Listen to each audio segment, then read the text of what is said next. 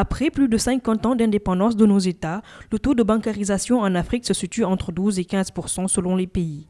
Fort de ce constat, Jim UEMOA apporte une innovation à travers une plateforme prépayée permettant aux banques de l'espace de relever le défi de l'inclusion financière de la bancarisation. L'innovation aujourd'hui doit être mise au service du développement, au service de la croissance économique.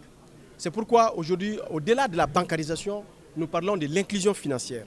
Et l'inclusion financière doit être un instrument à la disposition de l'ensemble des populations, aussi bien des populations des villes que des campagnes, des populations qui sont éloignées des centres urbains, toutes choses qui doivent permettre, n'est-ce pas, d'assurer la mobilisation de l'épargne pour le financement de nos économies. Si on regarde à l'échelle internationale, à l'échelle mondiale, c'est 2,5 milliards de personnes qui n'ont pas accès aux services financiers de base.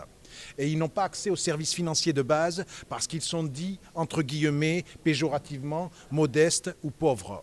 Or, la technologie, maintenant, peut permettre de les inclure dans les sociétés financières, financièrement, et permettre d'une certaine manière également de leur redonner de la dignité. Notons que le défi de la bancarisation et de l'inclusion financière au sein de l'espace de l'Union économique et monétaire ouest-africaine est le principal chantier du groupe interbancaire monétique Jim UEMOA.